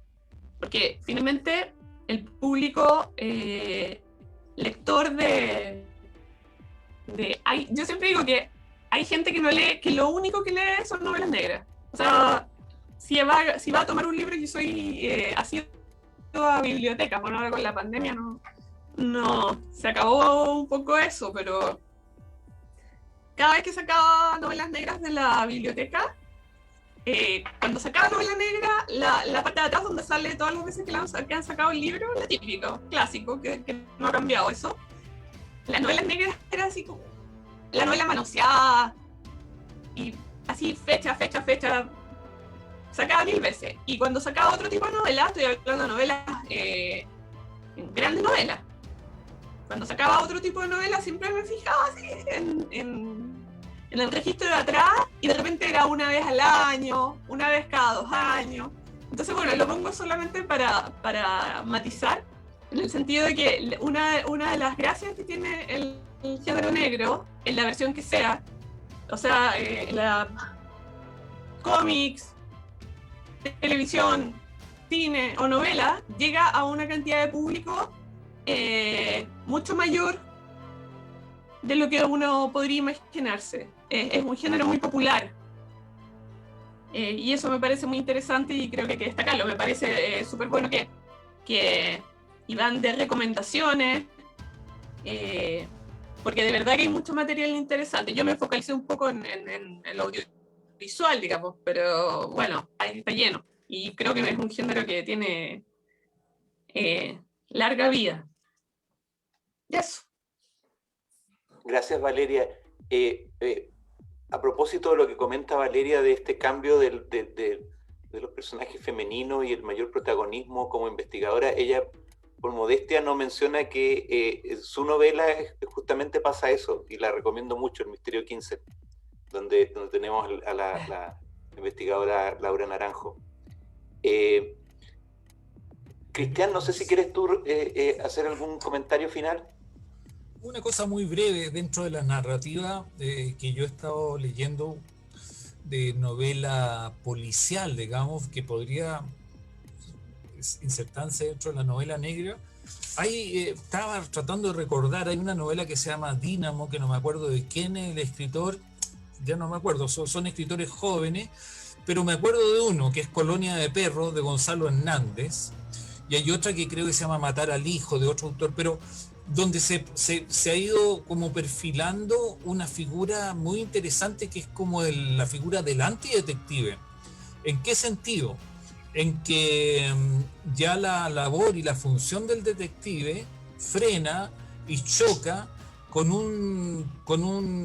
porque por eso me recuerda un poco a Philip Marlowe, con un sistema social, político, económico, de una corrupción tal que quedó después de la dictadura en Chile y todo eso, donde por ejemplo, el personaje el policía de Colonia de Perros descubre cuál es el criminal, quién fue el criminal, pero sin embargo la sociedad después no lo va a saber. O sea, en otras palabras, no se saca nada con descubrir el crimen porque no van a ser castigados los culpables. Entonces este policía que es bueno para fumar marihuana, detective privado, bueno para fumar marihuana, bueno para tomar, pero que se posesionó de un caso, al descubrir que ya no tiene cabida la función del detective privado, termina vendiendo mariscos en una camioneta, ganando bastante plata,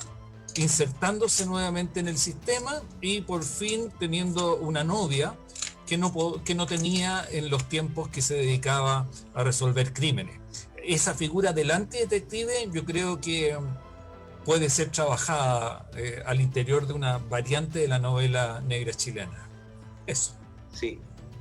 Gracias, Cristian. Efectivamente, o sea, una característica del género negro es que son antihéroes que a veces tienen más características de los patos malos que del investigador clásico. El que tú mencionas es un gran personaje, el de Gonzalo Hernández, es Gustavo Huerta. Gustavo Huerta habla de ciudad postmoderna, me acuerdo que dicen, esta ciudad postmoderna, o sea, es un cruzado por este tiempo, por esta época, por esta sensibilidad donde se corroe cualquier forma de identidad. Claro, él es el protagonista del investigador que tú mencionas, Colonia de Perros, y también en Entre Lutos y Desiertos. Si no me equivoco, es la última de Gonzalo. Recomendadas también para los que nos estén escuchando, así como la novela de Valeria. Iván, ¿quieres cerrar con alguna última intervención?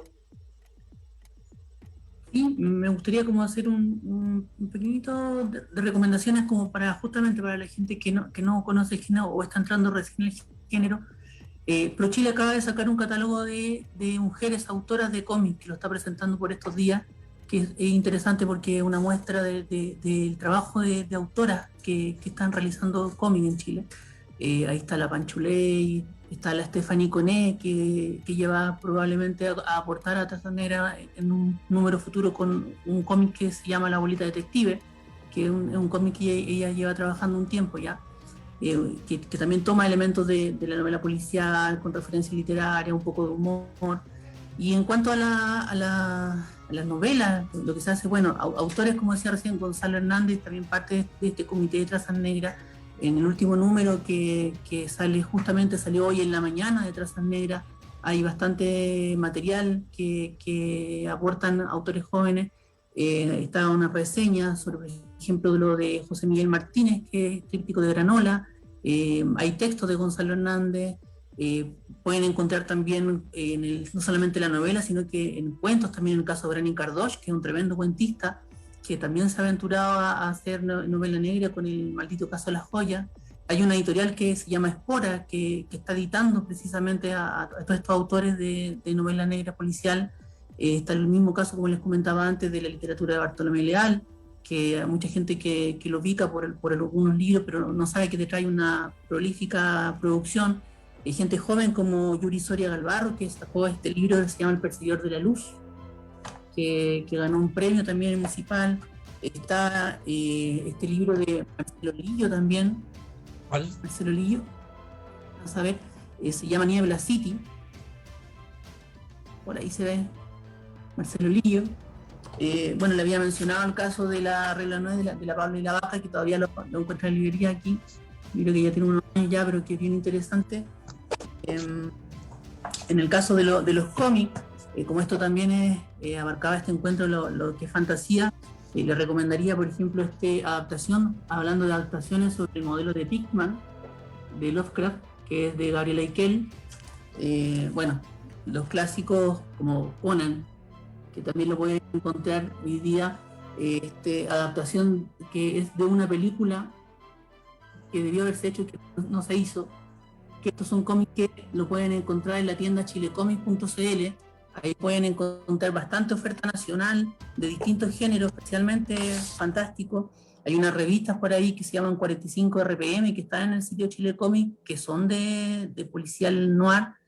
Y bueno, es cosa de buscar, porque como les digo, hay harta producción, tanto en el cómic como en la literatura. Trazas Negras sale una vez por mes, es una revista digital, pero hecha como una revista de papel, que se puede comprar y descargar y leer en algún dispositivo, y la idea justamente es fomentar la lectura de este tipo de literatura. Van a encontrar literatura nacional, latinoamericana, hay de repente aportes de Perú, de Argentina, hay cuentos clásicos que se están rescatando, nacionales y extranjeros. Entonces hay harto para poder en el fondo ahondar en el género. Gracias, Iván. Bueno, estamos un poco pasados del tiempo, pero estaba muy entretenida la conversa, así que para terminar solamente un par de preguntas que nos llegaron del Facebook Live. Una petición para Gregory, por favor, reiterar la última película que recomendaste, Gregory. Esta que... Estás muteado, estás sin micrófono. Estoy confinado, la fuerza de la costumbre. La traducción al español es Marea de Luna. Marea de Luna. Claro, creo, pero es parecida la traducción al inglés. Y está dirigida por Archie Mayo. La empezó dirigiendo Archie Mayo, pero por una serie de conflictos que no voy a entrar aquí a detallar porque son medio peleagudos. Después terminó Fritz Lang de hacerla. Archie Mayo, Fritz Lang. Protagonizada por Jean Gabin e Ida Lupino, que vuelvo a decir, creo que las mujeres deberían rescatar a Ida Lupino. Bueno, ya lo están haciendo afuera, digamos. Muy importante en la década de 30, 40 y 50. Sí. Hubo dos consultas que llegaron por esa referencia tuya, Rosario Contreras y Héctor Cabañas, así que ahí ya les respondimos. Bueno. Está en YouTube. Ah, qué extraordinario. Fantástico. Lamentablemente, digamos, está traducida al español, pero yo ya me acostumbré, ya prefiero, aunque esté traducida al español, prefiero verla igual. Sí. Chaval, que digan chavales. Claro. Bueno, oye, ha sido muy, muy grata la sesión. Quiero agradecerles a todos y todas los panelistas. Gracias, Valeria, Cristian, Iván, Gregory. Gracias. Espero que nuestros auditores vía Facebook Live lo hayan pasado bien también. Muchas gracias, llegamos hasta acá y bueno, nos seguiremos encontrando en lo que viene del encuentro que es en junio. Con esto sí ya termino. Solamente recordar que en junio seguimos con el encuentro de literatura negra y fantástica. Específicamente el viernes 18 de junio va a ser la siguiente sesión.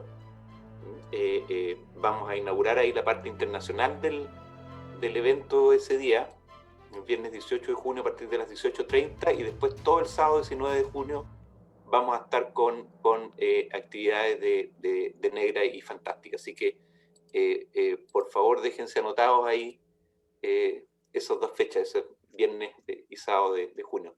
Ahí nos vamos a estar viendo. Muchas gracias a todos. Muchísimas gracias. Gracias, Letras de Chile, por la invitación. Sí, muchas gracias por la invitación y a todos ustedes. Muchas gracias. Chao.